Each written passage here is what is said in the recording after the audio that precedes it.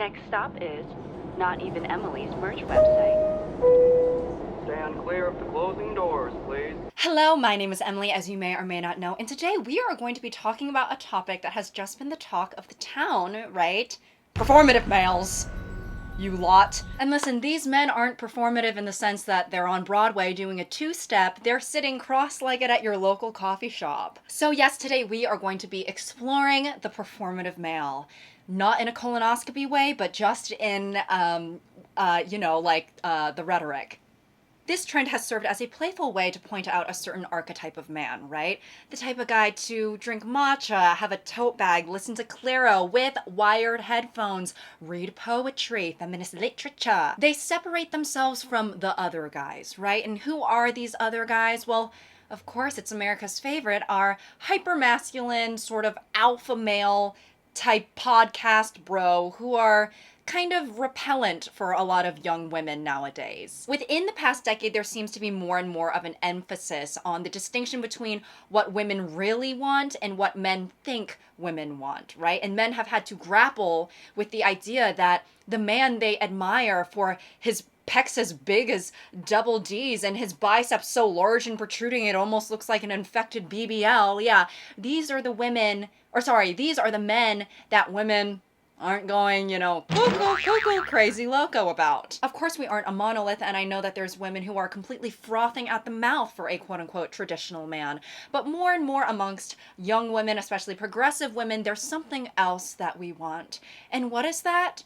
It's what the performative man promises. He can enjoy beverages besides Gatorade and beer. Nothing like some Earl Grey. He knows his love language. He appreciates poetry. Roses are red, violets are blue. Man, that's so f***ing true.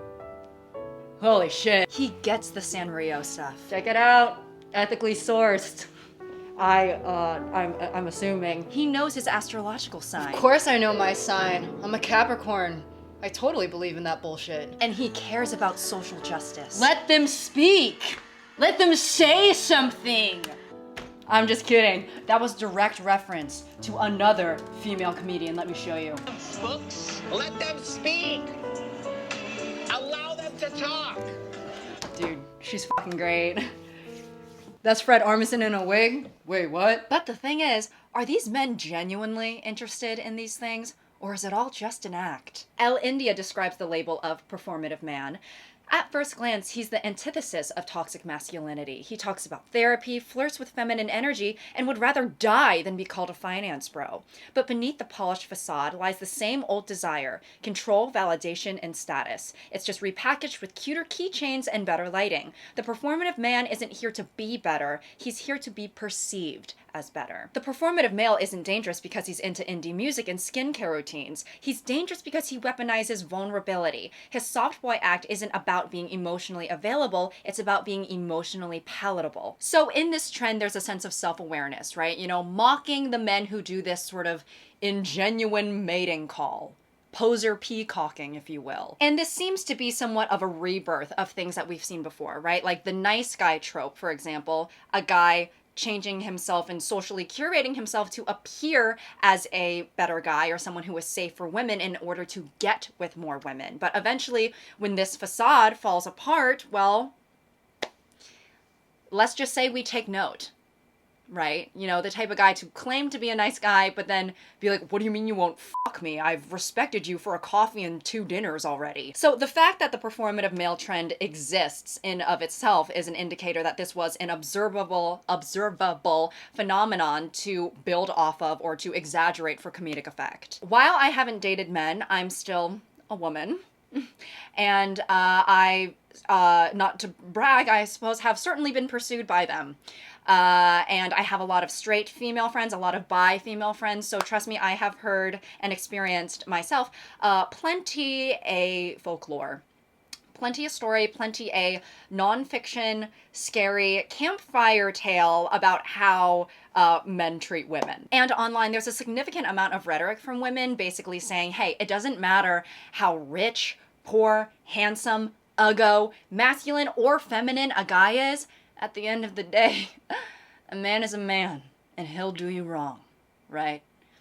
How uplifting. And while I think these sentiments do come from the shared experiences of women, I mean, I do think obviously it's extremely generalized and not very productive, right? It really just starts to push us further and further towards gender essentialism, which is something I have been guilty of as well. But I'm realizing that it's really just not the productive way to go about things, and it's quite honestly a very hopeless way to go about things. But it's true that a lot of women have this chronic disappointment or anxiety when it comes to men, right? And you can be treated poorly by a man no matter his gender expression. And so people have started to clock, oh wait, it doesn't matter if he, you know, paints his nails and has little hoop earrings, he could still do you dirty. In fact, online there's a lot of crossover between the terms male manipulator and performative man, right? Some consider the center part of that Venn diagram to be gaping, right? To be absolutely gaping, making the assertion that even the most presumably non-threatening can still be a threat. He's highly dangerous, highly armed. Shouldn't we have weapons then? You aren't allowed to show weapons on YouTube. Okay, what does that have to do with this? Oh, okay. Hey! Stay where you are! Wait, where are the weapons? We're with PMS! PMS! I hate this world that makes women fucking suffer! Performative male sector. Hello, we said put down your weapons! Oh god. Jesus, he's posing. Stop what you're doing right now! Hey, perchance, do either of you fine gentlemen have a daughter? You wish. We only have sons.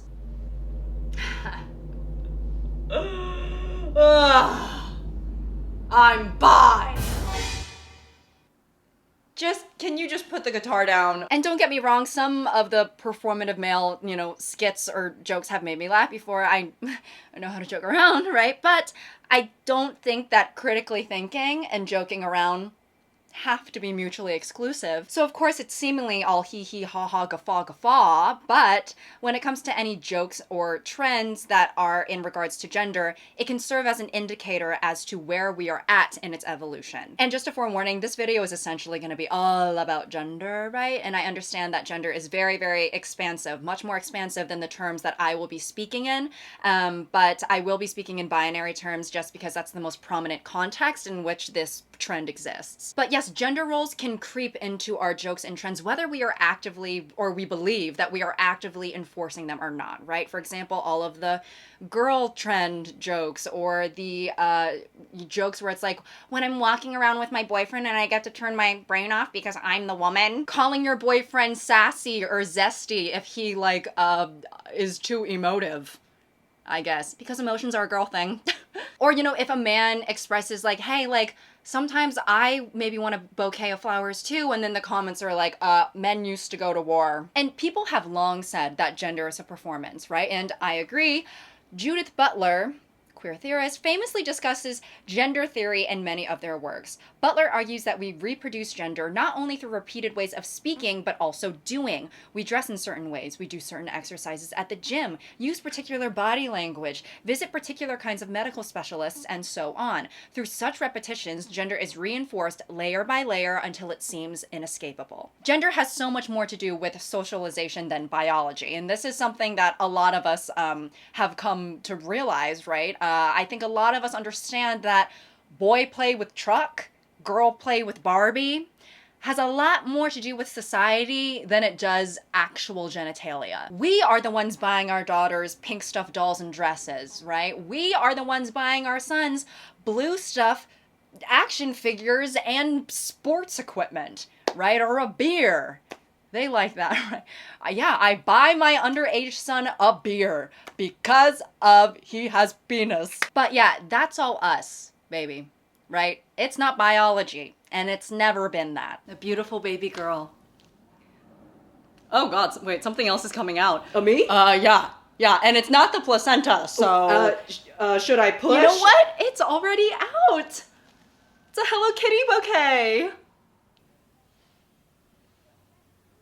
Is that normal? For a baby girl, yes. If something like Grand Theft Auto 5 or a wrench were to come out, then we would need to take you into emergency surgery. Oh wow. Yeah, the human body is really amazing. Oh my god, and an Ulta gift card! So in the midst of our perceived strides against the patriarchy, the performative male is a type of man who balances maintaining and compromising his masculinity. So shouldn't we be welcoming of this new archetype of man who seems to be breaking down these barriers, slowly chipping away at them with a guitar pick and a biodegradable straw they got from their iced matcha lemonade? And does the mockery of these types of guys make men want to stray away from embracing feminine interests or feminine traits? So there's a few things that I want to talk about for the rest of this video, right? First, I want to address, the genuine man, the genuine male feminist who might feel a little helpless as to what exactly they're supposed to do, right? And then the role that women play in this discussion, some slight fallacies in the performative male archetype or trend, and then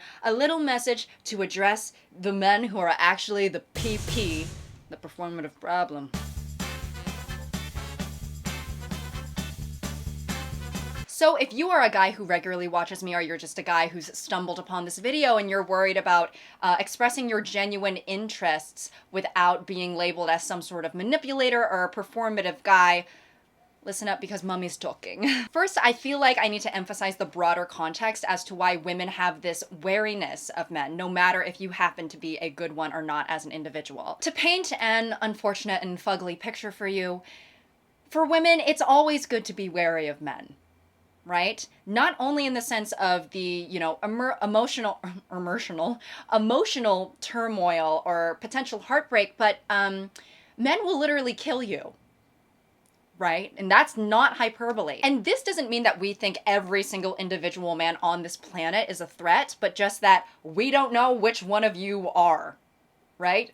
It's like those it's like those, crazy flavored jelly beans where sometimes you put one in your mouth and oh my god, it's a refreshing pineapple or a juicy green apple, and then other times it's somehow mildew or attic insulation. So yes, when it comes to the early stages of dating, hopefully there would be a little bit of rapport built there so that there's, a little bit more comfortability or at least a little bit more of a reassurance of safety, right? But still, as a woman, it's always best to just be keeping an eye out for Celine or Piner. And sometimes when you're dating a guy or when you're friends with a guy, a time might come where you realize, oh yeah, you're a man. And we experience this world very differently, right? Every single woman watching knows what I'm talking about. For example, one time I was hanging out with this cis-het guy for the first time, I've hung out with cis-het men before. I was hanging out with this specific cis-het guy for the first time, and he was super nice, he's super fun, and he definitely embraces his femininity. But we had an interaction that went exactly like this. Yeah, I mean, girls, we share our locations with each other before any of us go on a first date. Why? Just in case something happens. What would happen? I don't know. I mean, meeting up with a guy you don't really know super well, something dangerous could happen. Oh, okay. Yeah. I mean, really? Yeah. So it's like, yeah. Maybe you painting your nails and wearing really flowy pants that could be mistaken as a skirt doesn't negate the fact that we navigate the world very differently. But if you are a genuine guy who is walking the walk, talking the talk, truly wanting to understand how this world is different for women, open to dialogue and doing better, right? Then that's amazing, and you, please don't stop. If you are really about it, right, it will show through your actions and the way that you carry yourself. The trend isn't about you, right? Hence the word performative. And again, going back to the nice guy stuff, right? Genuinely kind and nice men oftentimes don't have to assert the fact that they are kind, right? And it's the same thing here. So just because your interests or your fashion sense happens to align with an online trend that's going to die in a few months, that doesn't mean you have to change what is ultimately a very good thing, right? Making your masculinity not so fragile and advocating for women. You can navigate the world knowing that there are guys out there who are only attempting to give a fraction of what you are genuinely giving. The key here is just making sure that you are centering women in these conversations and you genuinely care about their well-being and not just your own brownie points. Like in the famous words of every teacher ever, Did you do the reading? So what quote did you guys choose from Amanda Wang's Feminist Chronicles? I'm really excited to see what struck you guys the most. For me, it was page 45, paragraph 4. Feminism is seen by misogynists as a poison when in fact it is an antidote to an original, more insidious poison planted long ago. It's one of my favorites. It's very impactful. Connor, what about you? Well, you know, everything that a woman says to me is valuable as a feminist, so honestly, it's pretty hard to choose. Right. You do have to choose, though. I mean, how could I, right? Well, I'm a woman, and I'm telling you it's the assignment, so. Of course. Right. Let me just find it. On page 36, feminism.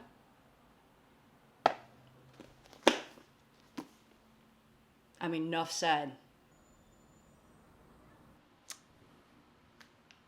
Well, I mean, you probably could elaborate a little bit. Well, I mean, when it comes to feminism, oh my God, I could go on all day, right? I love it. I love it so much. Let's keep it going. Bro, just be honest. Did you read the chapter or... Wait, what the fuck? What the hell? Where did you even get that? And as women, we also need to watch the way that we engage in this discussion because we can also end up doing more harm than we realize. There are many instances where women are also upholding gender roles. For example, the Huffington Post states, "We are shunning the performative male as a way of self-preservation. Calling out deception and tearing men down for it feels like power, but by dismissing men who engage with anything feminine, by the way, when did reading become a girl thing, we aren't protecting ourselves. Instead, we're just reinforcing the very gender traps we're trying to escape. No one is denying that straight men will orchestrate entirely new personalities just to get laid. It's deplorable. But should our response be to reject anyone who may have interests outside of what society deems as manly? Are we such strict enforcers of gender roles, the same gender roles that harm us more than them, that we decide the only way a straight man might enjoy nail polish and bell hooks is if he's being duplicitous?" I understand that truly women have been manipulated under the guise of the soft and sensitive man, and I also think that the majority of these women are not attacking any dude who sips on green tea and reads poetry. But I do think that if we continue to make pointed jokes and trends without cognizance, every time we notice a population of men trying to embrace something more feminine, I don't really think that's setting anybody up for success. I think viewing the tote bags or the eyeliner experimentation as a signal of duplicity in of itself, apart from the underlying actual negative behavior, well, I don't think it's putting forth the best message. I think that if we see a fashionable man reading in public, our first thought shouldn't be, I know that fool isn't trying to actually enrich his mind. He's just trying to hunt for some puss in thrifted boots. Maybe they truly do like wearing thrifted jewelry and expensive designer shoes, but they're still just a flawed person or a flawed feminist, right? We are completely stuffed to the brim with multitudes. And while I think we need to take a step back from the "a man is a man" type rhetoric, no matter their gender expression, right, it can't be denied that men are raised by society to be entitled and to shove away their vulnerability and their emotions. And that takes conscious work to try and unlearn. And a big issue is that a lot of men aren't maybe willing to do that work. But even for the men who are, right, having to navigate a dating scene where there's an unfortunate but entirely warranted hesitancy automatically put against you, trying to undo the social conditioning that has been imposed upon you since the day you were born practically, and then trying to get past, past relationship trauma or family trauma that affects you in your interpersonal relationships till this day, right? Obviously, I think there's gonna be bumps in the road, no matter what you're wearing or what music you listen to. Ultimately, it's not going to matter if he's wearing a football jersey, a too tight finance button-up, or a crop tee with baggy jeans and a chain, right? If he's not able to undo the misogyny that has been opposed upon him and everybody else in this freaking world, right? If he's not able to do that work beyond the aesthetic leniency of painting your nails, yeah, that misogyny will come out eventually. So all in all, do not get me wrong. This is not to defend master manipulators or men who continually do wrong without any remorse, right? It's just to say that those things, those bad things that he does, let's not blame the feminine fashion or the feminine traits for that. I'm sorry, he did what? And I had to find out not through him, but through a screen recording of an Instagram story from the DJ. Oh no. And there were so many fucking stupid stickers on that story. I literally had to try and see past a gif of a monkey, an animated monkey humping the air to even see what Garrett was doing. And it's just like, I didn't even know that we were poly. I think in order to be poly, you kind of have to know about it. So he was just cheating, you think? I'm gonna go ahead and say yes. God, you're so right. I should have known that undisclosed, unintentional, ethical non-monogamy wasn't a thing. Girl, it's that fucking earring.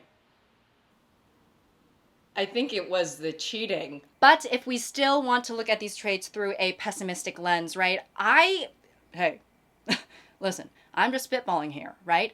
But I could almost see these guys embracing their femininity, not necessarily as some sort of trickery or method of seduction per se, but almost to convince themselves that they are better allies than they might be. I'm sure a lot of men want to be able to say, hey, I'm one of the good ones, and mean it, right? Whether or not there is, a little bit or a lot of bit of improvements to be made. And in their subconscious, perhaps there's still a notion of, I hope women will be attracted to me for this, but I don't know, guys.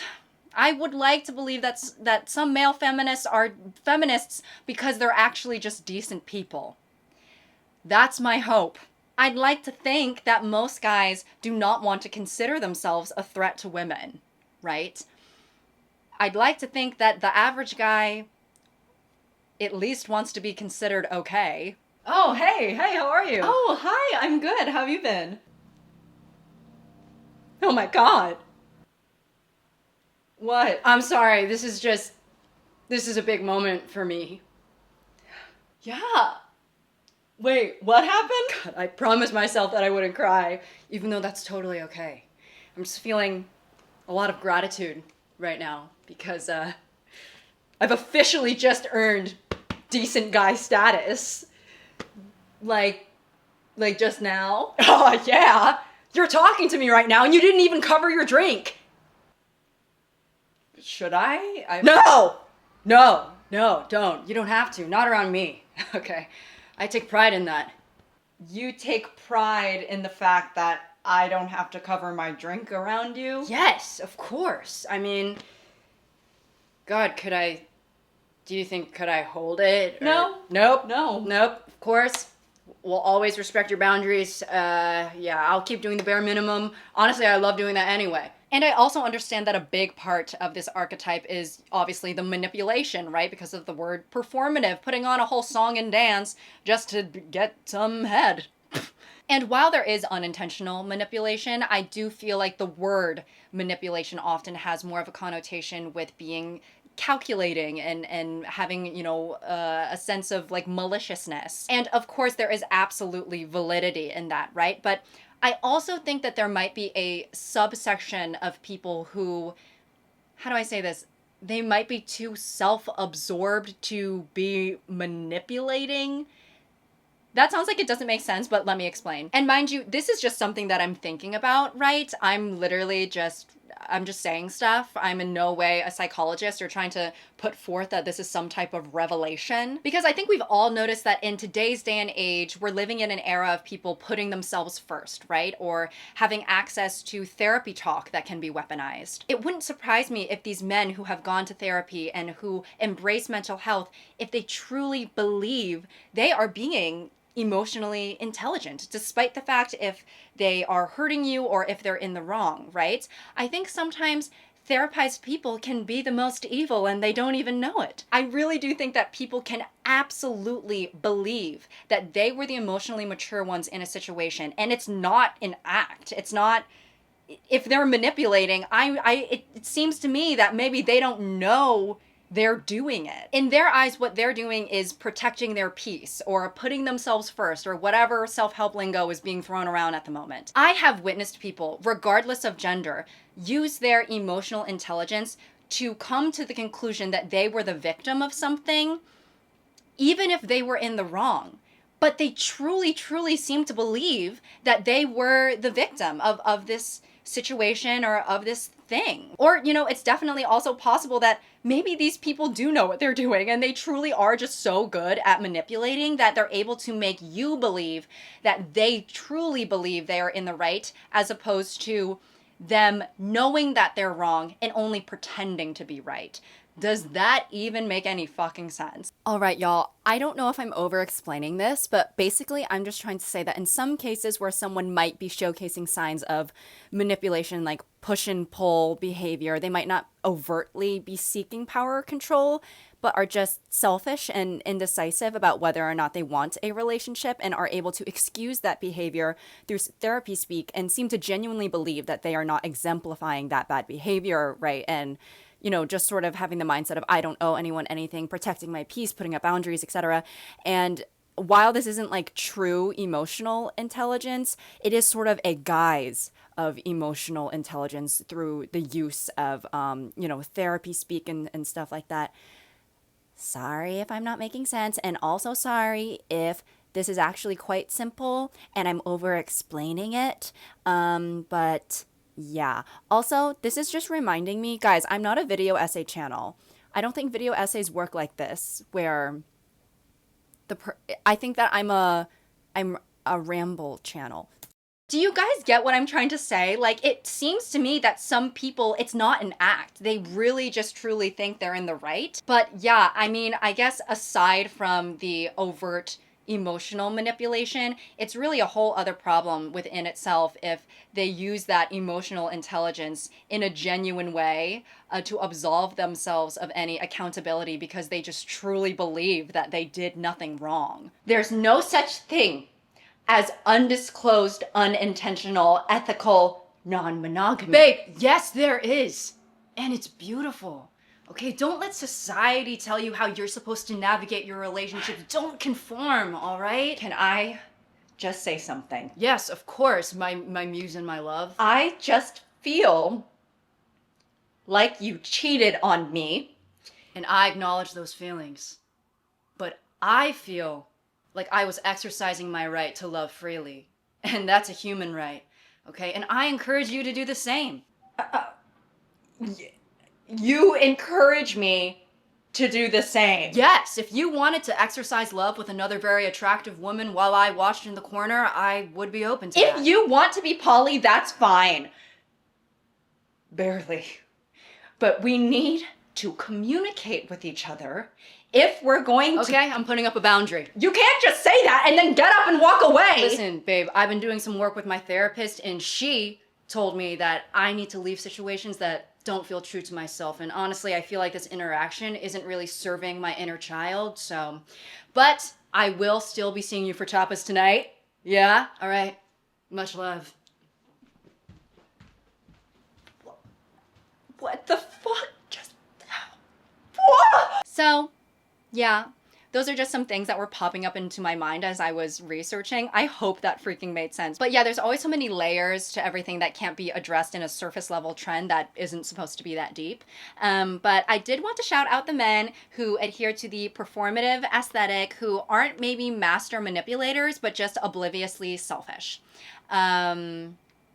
Which still isn't great. But now on to the performative man as we know it, without all of the caveats and complexities, right? A guy dressing or looking a certain way solely to get women, point blank period. Firstly, I want to say that we are all performative to a certain extent, right? I was also performative in college to try and get more girls, right? I think that while I was genuinely experimenting with my clothes and stuff like that, I would be lying if I said that one of the motivators for that experimentation wasn't to signal to other girls that I was into girls and hopefully increase the chances that they were into me as well. You know, I dressed slightly more mask. I was really leaning into being more like cool and aloof, that sort of Scorpio vibe, right? I was just acting like I was constantly in an edit. Just sitting on the lawn or farming for no reason. Still not short enough. Gotta go in for a second round. Oh, is this a necklace? No, it's a chain that I bought to go specifically on my pants. Man, I thought I brought my notebook, but it's just a poster for the film The Handmaiden. Lesbian erotic thriller. Oh, hey. Hey, how you doing? What? Come sit with me. Man, I love K-pop, only the girls specifically. I like it when we play 1950. King Princess was popular during college. She was very lesbian singer. I'm gonna do a plank for Haley Kiyoko. If anyone, Haley, this one's for you. Oh, just here with my copy of The Fingersmith by Sarah Walters. And I found a pressed flower inside my copy of The Fingersmith by Sarah Walters. That's probably the most lesbian thing I could possibly. So yes, while we all try to do things to be more attractive to whoever we want romantic attention from, the thing about the performative male that seems more dangerous, I suppose, is that he's not trying to just sell raw sex appeal, right? What he's trying to sell is safety. And while the hyper-masculine man also sells safety, the way he sells safety, it's still within the confines of the traditional way that men might view women, right? You are my property, so I am going to protect my property. Like, yes, I will protect you, but the house better be vacuumed and that pot roast better be fucking exquisite. But the emotionally mature, sensitive, in touch with his feminine side guy, right? He offers safety in the heterosexual traditional way as well as in a deeper way. Meaningful conversation, understanding, and true emotional intimacy, right? Only it hardly ever gets that far. It's more of a promise of potential that is never fulfilled, right? Because eventually the other things come up, you know, the commitment issues, the wandering eye, the ghosting, what have you. Take your pick of the litter, right? Using vulnerability and softness and just enough emotional intelligence to seem different, it's like the lion in sheep's clothing or whatnot. There's more of a difficulty discerning whether or not you're going to be done dirty, which, let's face it, in dating, it's always going to be a possibility no matter your gender. I feel like if you get into the dating scene, you're kind of accepting the terms and conditions that you might be done dirty, right? Or that you might feel disappointed or your feelings might get hurt, and it's really not even in the fine print. It's like big, bold, highlighted letters, and the text is also animated, so it's kind of going like this on the page. But there is something that feels especially discouraging as a woman dating men where you are sort of like, wow, the guy who I thought was more evolved wasn't able to maintain that. And I think a lot of women, especially right now, young women, where the dating pool is full of a lot of young men who are leaning more conservative, who are leaning more towards the right-wing rhetoric, it's almost feels like, oh, I could have had some sort of safe haven, and then you're let down. And I even feel this in platonic senses, right? And I definitely understand that the flaws that can lead to the demise of a situationship or a talking stage relationship, whatever, can just be attributed to humanity and human flaws, right? But a lot of flaws in humanity as it pertains to men are often a symptom of the patriarchy, and that's just undeniable. So for the men who truly use femininity as a tool to get with women and then discard of them, in a world where gender is a performance, your little act, yeah, your true colors will be coming out by curtain call. And welcoming to the stage, see more ladies in office. All right, hang on. Let me show you guys something. A guy with nail polish. Yeah, that's right. And I don't give a fuck.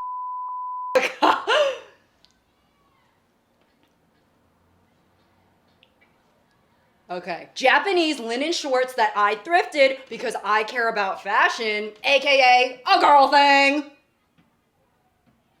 When the men around you engage in misogynist rhetoric, do you intervene? All right, it's a tough crowd. Would the women in your life say that you provide a safe space? Alrighty, Seymour, you didn't answer the question. Okay, and you're just bowing again. All right, let's just wrap this up. But it is my hope that for the guys out there who, if you're a straight guy and you're watching me, odds are you're at least a little bit feminist, or else you would honestly get so irritated with me that you just wouldn't watch my videos. But it's my hope that the guys out there who are putting in the work are also able to influence the men around them It's my hope that one day we can raise our sons differently and live in a world where there is no toxic masculinity to undo and we can all just treat women like people, right? Because it would be nice to turn on the news or to look at social media and not have to see this every day. Have you ever heard of a hotness bracket? Well, now you have. An Indiana high school ran a bracket where boys ranked girls online on a public forum on the basis of face, chest, and buttocks. Explicit deepfake photos are now a new plague girls and women are facing. An innocent woman outside of City Hall this morning was punched repeatedly in the face after rejecting a man's advances. Jerry and Rachel just broke the world record for highest amount of rubber duckies at a wedding. It was all fun and fabulous until Jerry strangled his newlywed Rachel. Tonight on Dateline. What the fuck? There's just one last thing that I want to touch on really quickly because I found it very interesting. There was a Substack article by Katie Ho talking about the overlap between this performative male trend and Asian culture, right? And I found it very interesting, so I'm going to talk about it. While I don't think that these performative men are thinking to themselves, God, I have got to get more Asian, it's interesting to see the, feminization of the modern progressive Western man when that is something that's been imposed upon Asian men throughout our American history. The following is from Katie's Substack. As an Asian feminist, I can't help but notice that the performative male is very Asian coded. The matcha, the labubus, leve, and biba doobie. Come on. Asian men have historically been portrayed as creepy, effeminate, and manipulative men who were a threat to white women, a narrative that began with the racist anti-Asian propaganda in the 19th century. It's unsurprising that to this day, a man who engages in soft, Asian-coded interests is still perceived as predatory and disingenuous. One of the main reasons that Asian men were not found attractive to the general public for so long was because of their feminization, right? And this essentially took them out of the interracial dating pool. And I really do find that the shift towards finding Asian men attractive was spearheaded by East Asian culture blowing up, right? Specifically K-dramas and K-pop. The openness towards more feminine styles amongst Western men really does seem to coincide with the realization that, wait, these women are going absolutely feral over these men who have, more feminine traits, might be wearing makeup, might be wearing more feminine clothes, and they are absolutely frothing out the mouth, primal over them in ways only seen in nature documentaries. If you look at a lot of popular Asian men's fashion, what shows up is pretty much the performative male uniform. I do feel that the globalization of East Asian culture with the idols, the actors, the skincare, right? It has paved the way for more leniency towards what's considered an attractive man. And something else fun to witness is that even if you consider native Asian men to be more feminine, they can still be just as sexist as any other man. Which is awesome. But yeah, that's really all I have for you guys today. I hope that you all enjoyed today's video. For the men out there, please be true allies to women. I literally beg of thee. We need them. And women, while of course we are privy to men's shortcomings, we need to understand the effect that we might have on gender roles and upholding things that we might not want to be upheld. But yes, I hope you guys get to have a yummy meal today. I hope you get to sip on a delicious beverage. And yeah, I guess comment down below. I'm gonna guess that you people, you lot who are watching this video, were doing one of three things. You were eating, you were doing chores, or you were drawing. You were doing one of those three things. If you were doing one of those three things, comment down below so that I can feel rectified. Anyways, until next time.